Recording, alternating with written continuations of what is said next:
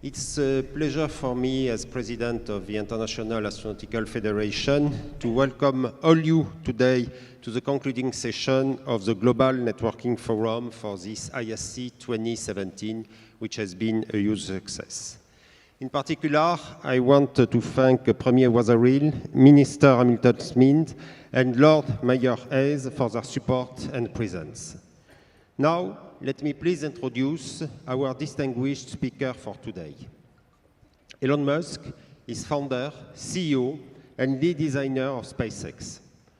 Elon founded SpaceX in 2002 with the goal of revolutionizing space technology and ultimately enabling humans to become a multiplanetary species.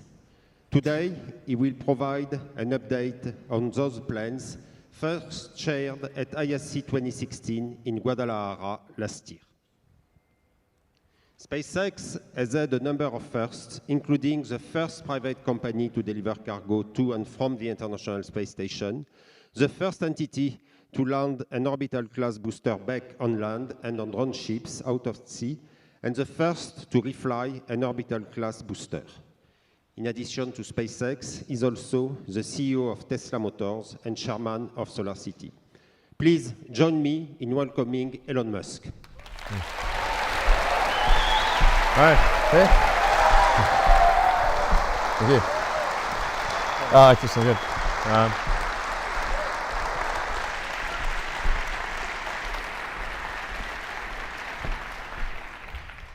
right. So, welcome everyone. And I'm going to talk more about what it takes to become a multi-planet species. And just a brief refresher on why this is important. I think fundamentally, the future is vastly more exciting and interesting if we're a spacefaring civilization and a multi-planet species than if we're not. You want to be inspired by things. You want to wake up in the morning and think the future is going to be great. And that's what being a spacefaring civilization is all about. It's about believing in the future and thinking that the future will be better than the past. And I can't think of anything more exciting than going out there and being among the stars. That's why.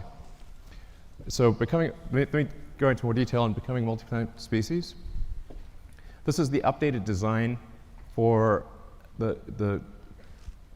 we're sort of searching for the right name, but the code name at least is BFR.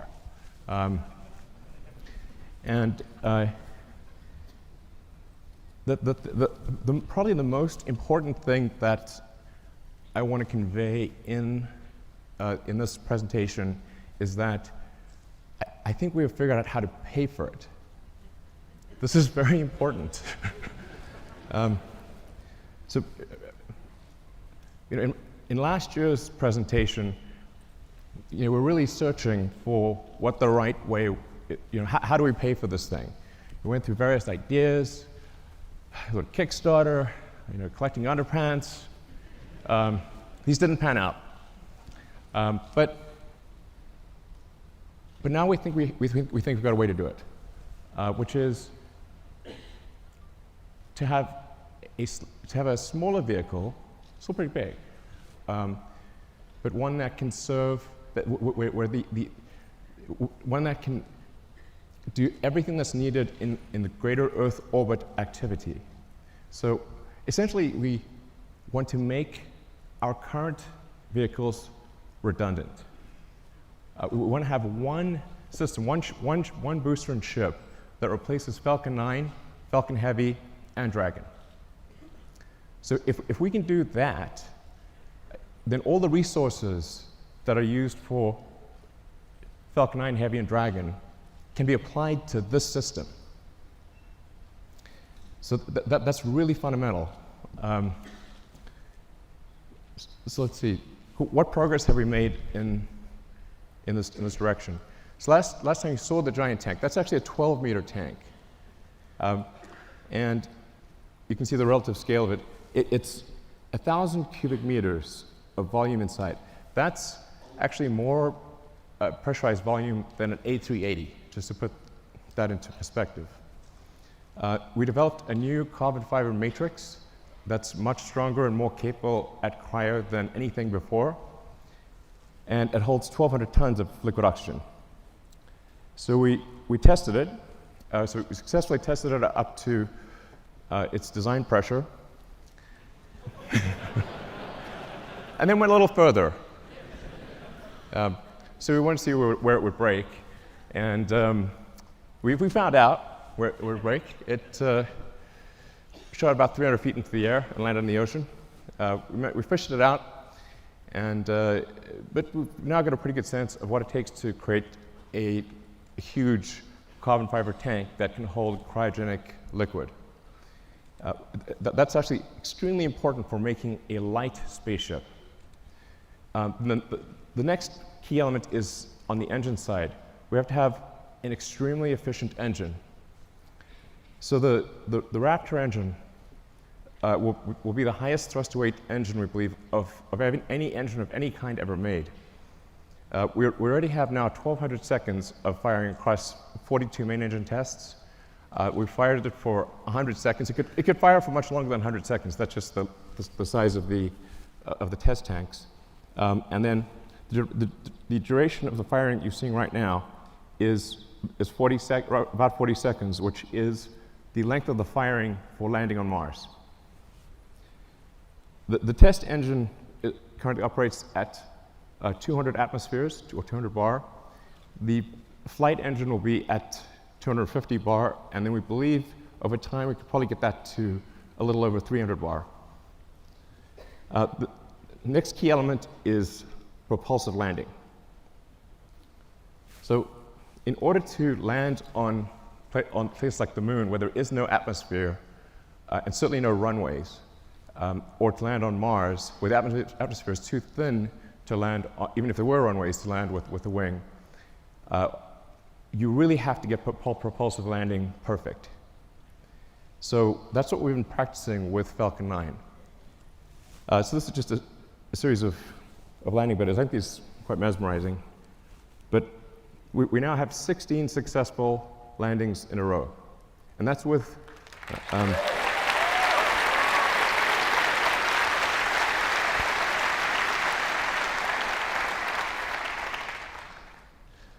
so it's 16 in a row, and that's with really without any redundancy. So Falcon 9 lands on a single engine. And the final landing is always done with a single engine, whereas BFR will always have multi-engine out capability. So if you can get to a very high reliability with even a single engine, and then you can land and then you can land with either of two engines, I think we can get to a landing reliability that is on par with the safest commercial airliners. So you can essentially count on the landing. It's not like you want minimum pucker factor on landing. So, and it can land with also very high precision. In fact, we believe the precision at this point is good enough for propulsive landing that we do not need legs for the next version. It will literally land with so much precision, it will land back on its launch mounts. So the launch rate is also is increasing exponentially. Particularly when you take tanking or refilling on orbit into account, and taking the idea of establishing a self-sustaining base on Mars or the moon or elsewhere, seriously, you need ultimately thousands of ships and tens of thousands of retanking or refilling operations, which means you need many launches per day. You really need to be looking, in terms of how many landings are occurring, you need to be looking at your watch, not your calendar. So while this is quite a high launch rate that we're talking about here, by conventional standards, it's still a very small launch rate compared to what will ultimately be needed. But just for those who are unfamiliar with how many orbital launches occur every year, it's approximately 60 orbital launches occur per year, which means if SpaceX does do something like 30 launches next year, it'll be approximately half of all orbital launches that occur on Earth. The next thing is a key technology is automated rendezvous and docking. So in order to retank or refill the spaceship in orbit, you have to be able to rendezvous and dock with the spaceship with very high precision and transfer propellant. So that's one of the things that we've perfected with Dragon. Dragon 1 will do an automated rendezvous and docking without any pilot control to the space station. Dragon 1 currently uses the Canadarm for the final placement onto the space station. Dragon 2, which launches next year, will not need to use the Canadarm. So Dragon 2 will directly dock with the space station. And it can do so with zero human intervention. So you just press go, and it will dock. Dragon has also allowed us to perfect heat shield technology. So when you enter at high velocity, you'll melt almost anything. The reason meteors don't reach Earth is they melt or disintegrate before they reach the ground, unless they're very big. So you have to have a sophisticated heat shield technology that can withstand unbelievably high temperatures. And that's what we've been perfecting with Dragon, and also a key part of any planet colonizing system. Next slide. So Falcon 1, this is where we started out. You know, a lot of people really only heard of SpaceX relatively recently. So they may think, say, Falcon 9 and Dragon just instantly appeared, and that's how it always was. But it wasn't. We started off with just a few people who really didn't know how to make rockets.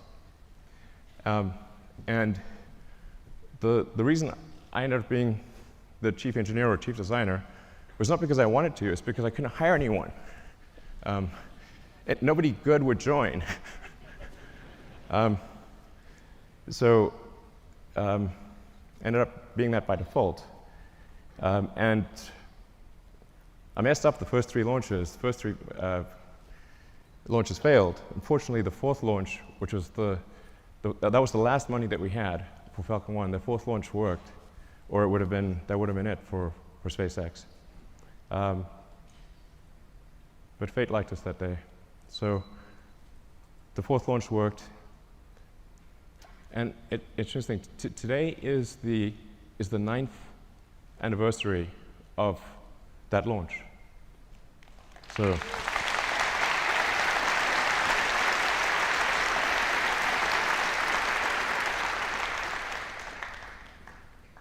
I didn't realize that until I was told that just earlier today, but it's a very emotional day, actually. But Falcon 1 was quite a small rocket.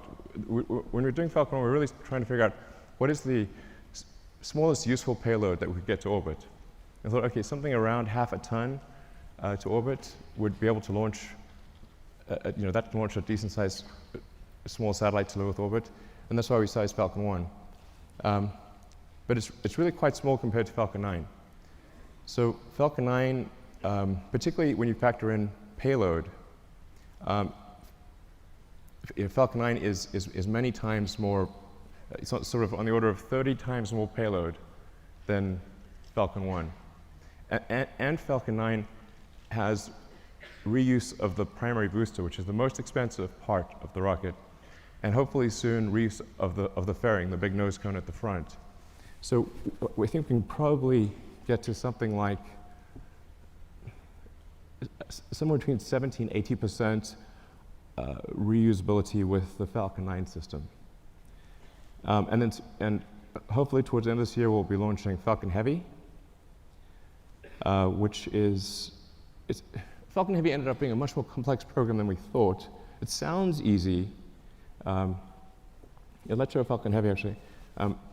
It sounds like it should be easy because it's 2 first stages of Falcon 9 strapped on as boosters. It's actually not. We had to redesign almost everything except the upper stage. in order to take the increased loads. So Falcon Heavy ended up being much more a new vehicle than we realized. So it took us a lot longer to get it done. But the boosters have all now been tested, and they're on their way to the Cape Canaveral.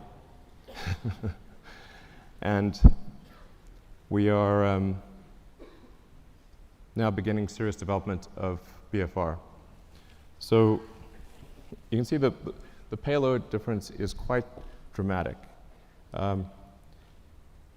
BFR in fully reusable configuration, without any orbital refueling, we expect to have a payload capability of 150 tons to low Earth orbit.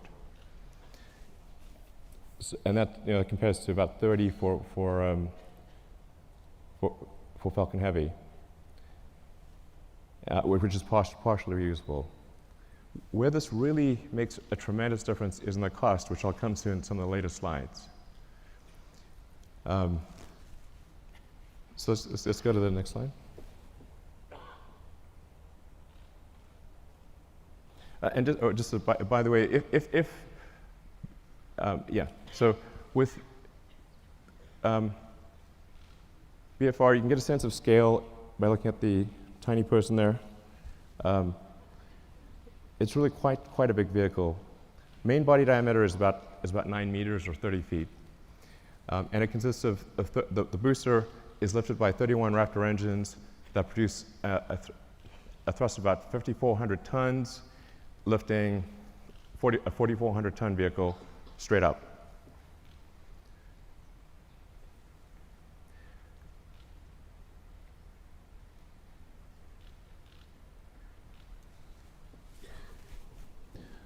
So then, just the basics about the ship: 48-meter length, dry mass we're expecting to be about 85 tons. Or technically, our design says 75 tons, but inevitably there's mass growth. And that ship will contain 1,100 tons propellant with a design of an ascent design of 150 tons and a return mass of 50. So you can think of this as essentially combining the upper stage of the rocket with Dragon. It's like the Falcon 9 upper stage and Dragon were combined.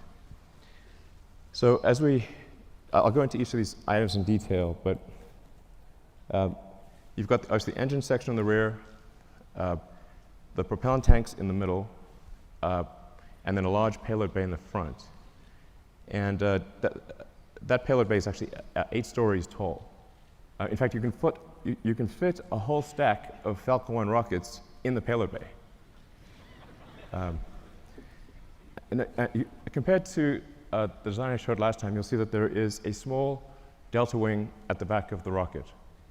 The reason for that is in order to expand the mission envelope of the BFR spaceship. Depending on whether you're landing or you're entering a planet or a moon that has no atmosphere, a thin atmosphere, or a dense atmosphere, and depending on whether you're re-entering with no payload in the front, a small payload, or a heavy payload, you have to balance the rocket out as it's coming in. And so the delta wing at the back, which also includes a split flap for pitch and roll control, allows us to control the pitch angle despite having a wide range of payloads in the nose and a wide range of atmospheric densities. So we try to avoid having the delta wing, but it was necessary in order to generalize the capability of the spaceship such that it could land anywhere in the solar system. So let's look at a couple of things in detail.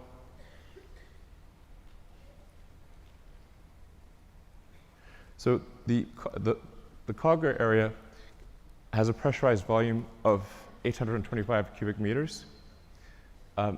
This also is greater than the pressurized area of an A380. So really it's capable of carrying a tremendous amount of payload. In a Mars transit configuration, since you'd be taking 3 months in a really good scenario, but maybe as much as 6 months. Some number of months, single-digit months, you probably want a cabin, not just a seat.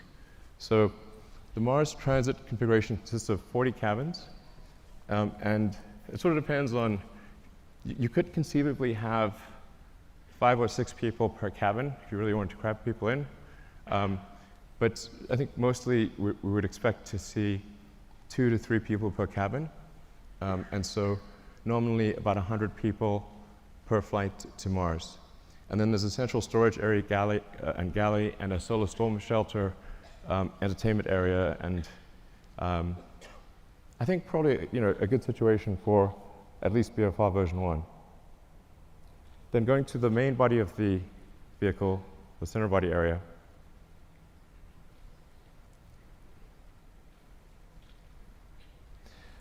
This is where the propellant is located.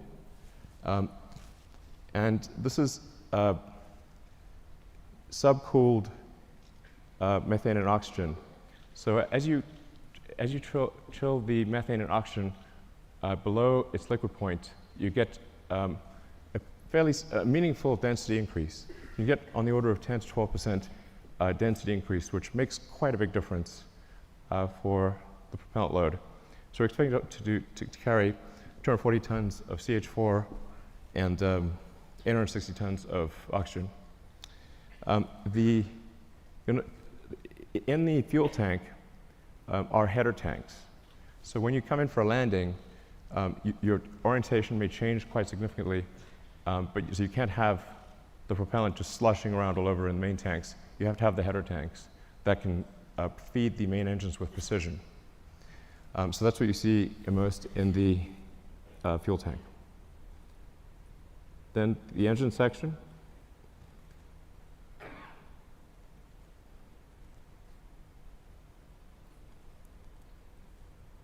So the ship engine section consists of four vacuum Raptor engines and 2 sea-level engines. So all 6 engines are capable of gimbaling. The engines with the high expansion ratio have a relatively smaller gimbal area or gimbal range and a slower gimbal rate. The 2 center engines have a very high gimbal range and can gimbal very quickly. And you can land the ship with either one of the 2 center engines. So when you come in for a landing, it will light both engines, but if one of the center engines fails at any point, it will be able to land successfully with the other engine. And then within each engine, there's a great deal of redundancy. So we want the landing risk to be as close to 0 as possible. And then some basic stats about the engines. The sea-level engines are about a 330 ISP at sea level. The upper stage engine is 375. Now, this is version 1. So I think over time, there's potential to increase that specific impulse by 5 to 10 seconds. And as I was mentioning, also increase the chamber pressure by 50 bar or so. And then for refilling, where you just saw the 2 ships would actually mate at the rear section. They would use the same mating interface that they used to connect to the booster on liftoff. So we'd reuse that mating interface and reuse the propellant fill lines that are used when the booster is, when the ship is on the booster. And then to transfer propellant, it becomes very simple. Use control thrusters to accelerate in the direction that you want to empty. So, if you accelerate in this direction, propellant goes that way, and you transfer the propellant very easily into from the tanker to the ship. So going to rocket capability. This gives you sort of a rough sense of rocket capability, starting off at the low end with the Falcon 1 at a half-ton, and then going up to BFR at 150. So I think it's important to note that the BFR has more capability than Saturn V, even with full reusability. But here's the really important fundamental point. Let's look at the launch cost.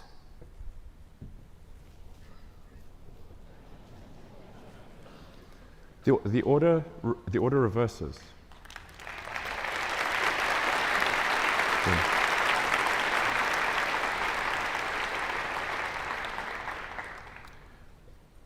Now, at first glance, this may seem ridiculous, but it's not. The same is true of aircraft. If you bought, say, a small single-engine turboprop aircraft, that would be $1.5 to $2 million. To charter a 747 from California to Australia is $500,000, there and back. The single-engine turboprop can't even get to Australia. So a fully reusable system, a fully reusable giant aircraft like a 747 costs a third as much as an expendable tiny aircraft. In one case, you have to build an entire aircraft. In the other case, you just have to refuel something. So it's really crazy that we build these sophisticated rockets and then crash them every time we fly. This is mad.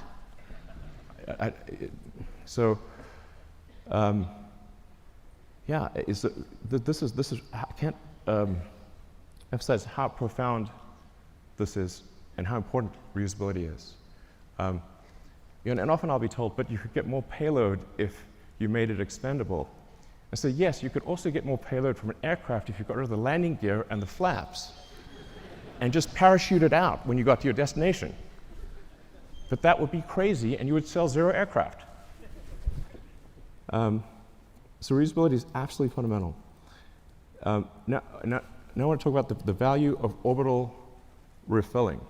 This is also extremely important. So if you just fly BFR to orbit and don't do any refilling, it's pretty good. You'll get 150 tons to low Earth orbit and have no fuel to go anywhere else. However, if you send up tankers and refill in orbit, you can refill the tanks all the way to the top and get 150 tons all the way to Mars.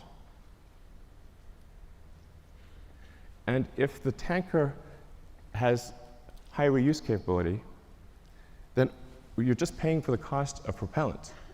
And the cost of oxygen is extremely low, and the cost of methane is extremely low. So if that's all you're dealing with, the cost of refilling your spaceship on orbit is tiny, and you can get 150 tons all the way to Mars. So automated rendezvous and docking and refilling, absolutely fundamental.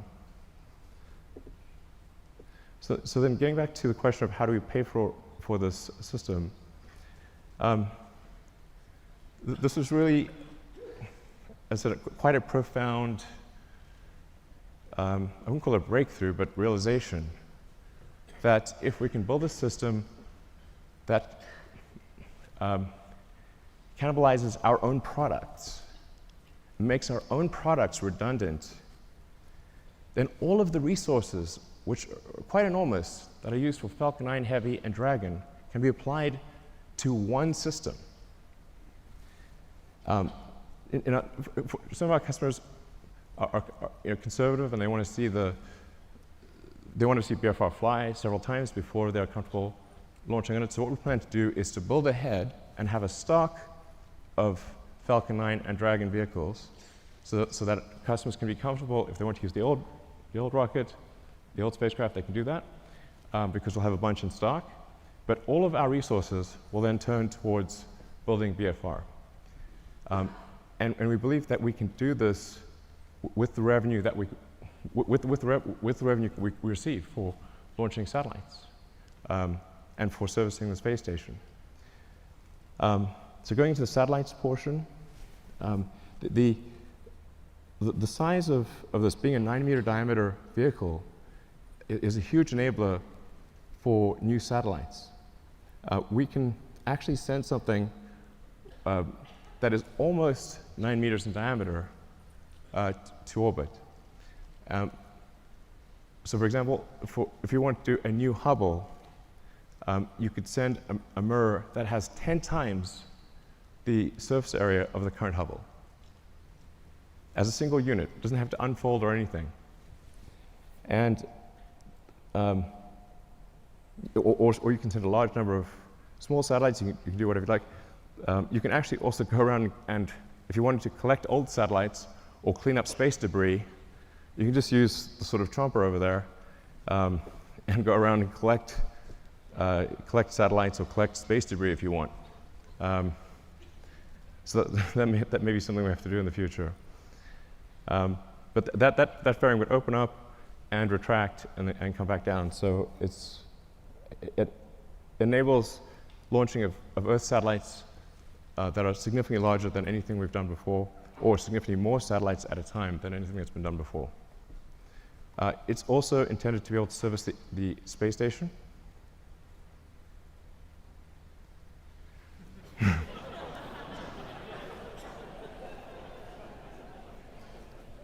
I know it looks a little big relative to the space station.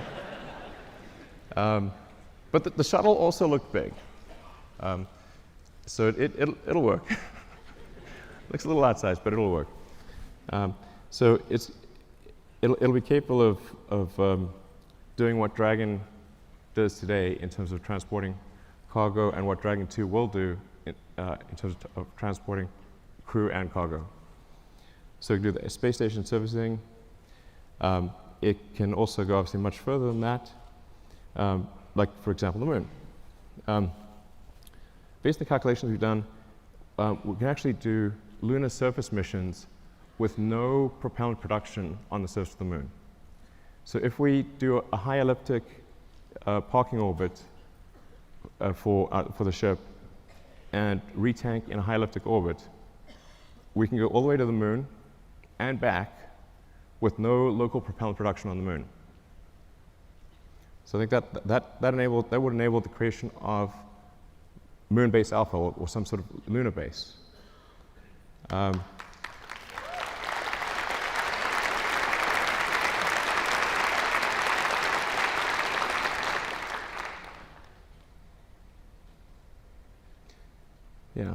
it's quite captivating. So you can also see, for example, how do you transfer cargo from the cargo bay down to the ground is a crane. It's not very complicated.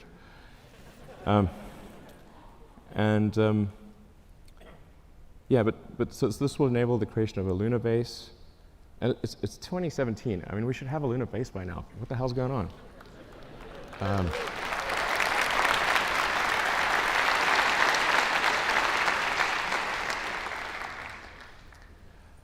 And then, of course, Mars, becoming a multi-planet species. Beats the hell out of being a single-planet species.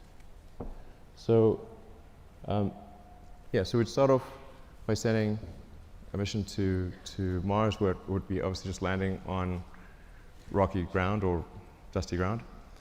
And it's the same approach that I mentioned before, which is you send the spaceship up to orbit, you retank it or refill it until it has full tanks, and it travels to Mars, lands on Mars. For Mars, you will need local propellant production. But Mars has a CO2 atmosphere and plenty of water ice. That gives you CO2 and H2O, so you can make, therefore, CH4 and O2 using the Sabatier process, or some, probably Sabatier process. And I should mention that long term, this can also be done on Earth. So sometimes I get some sort of criticism for why are you using combustion in rockets and you have electric cars? I'm like, well, there isn't some way to make an electric rocket. I wish there was. But in the long term, you can use solar power to extract CO2 from the atmosphere, combine it with water, and produce fuel and oxygen for the rocket. So the same thing that we would do on Mars, we could do on Earth in the long term. But that's essentially what happens. Similar to the moon, you land on Mars. the tricky thing with Mars is we do need to build a propellant depot to refill the tanks and return to Earth. But because Mars has lower gravity than Earth, you do not need a booster. So you can go all the way from the surface of Mars to the surface of Earth just using the ship. Albeit you need to go to a max payload number of about 20 to 50 tons for the return journey to work. But it's a single stage all the way back to Earth. And I'll show you so this is a true physics simulation.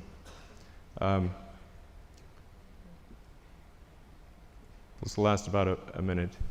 So you come in, you're entering very quickly, going 7.5 kilometers a second. For Mars, there will be some ablation of the heat shield. So it's just like a sort of brake pad wearing away. It is a multi-use heat shield, but unlike for Earth operations, it's coming in hot enough that you will see some wear of the heat shield.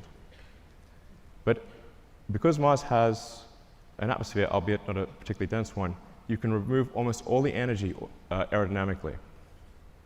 And we've proven out supersonic retropropulsion many times with Falcon 9, so we feel very comfortable about that. This is because it's sort of, you can see it's sort of a mesh system. It's not meant to be sort of particularly pretty because it's just trying to simulate the physics of it. But the size of the cone gives you a rough approximation for how much thrust the engines are producing.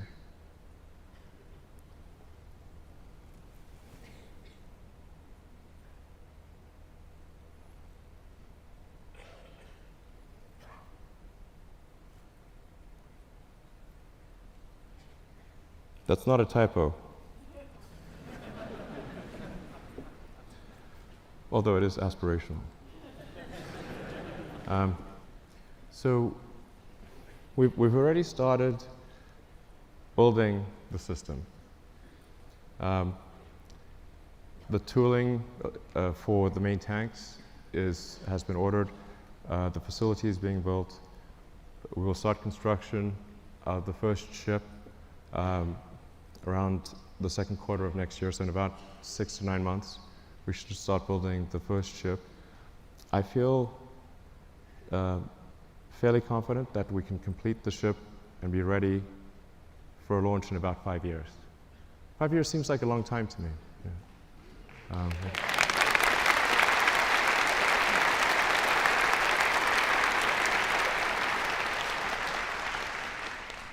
And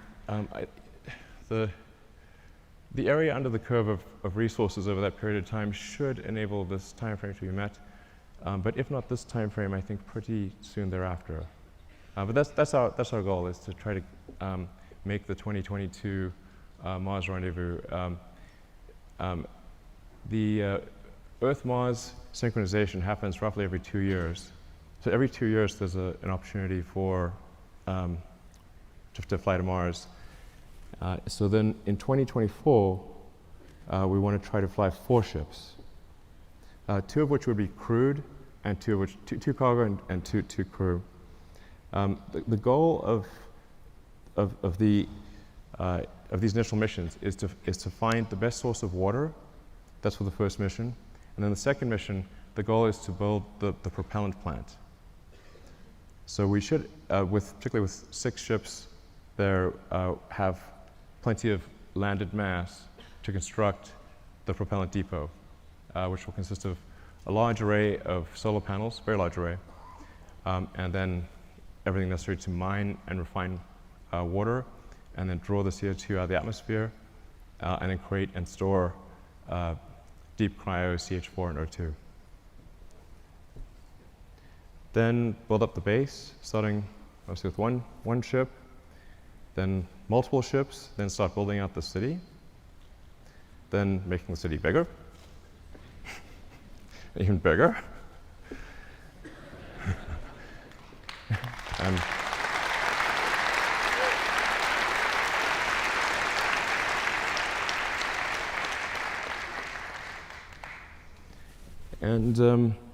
Yeah, and over time, terraforming Mars and making it really a nice place to be. You can do it, Elon! Thanks. Give me a.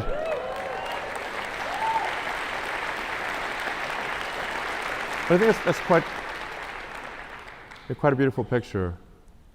And on the prior slide, it's interesting to note that on Mars, dawn and dusk are blue, and it's the sky. So the sky is blue in dawn and dusk, and red during the day. It's the opposite of Earth. And but there's something else. If you build a ship that's capable of going to Mars, well, what if you take that same ship and go from one place to another on Earth? So we looked at that, and the results are quite interesting. Let's take a look at that.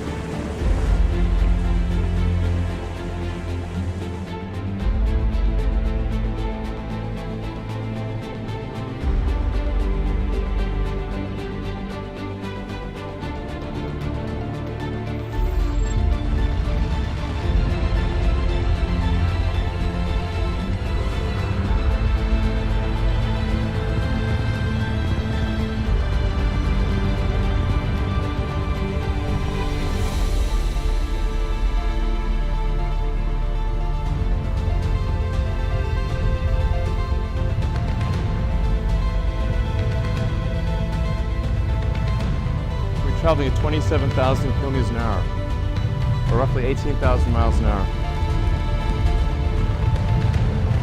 This is where the propulsive landing becomes very important to get it right.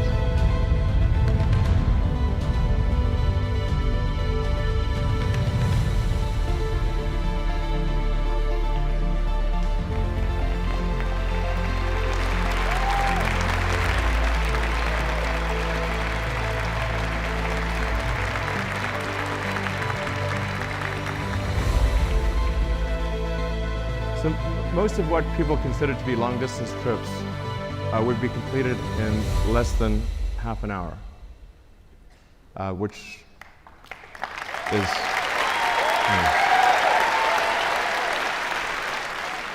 So the great thing about going to space is there's no friction. So once you're out of the atmosphere, you will go, it will be smooth as silk, no turbulence, nothing. There's no weather, there's no atmosphere. And you can get to most long-distance places, like I said, in less than half an hour. And if we're building this thing to go to the Moon and Mars, then why not go to other places on Earth as well? All right, thank you.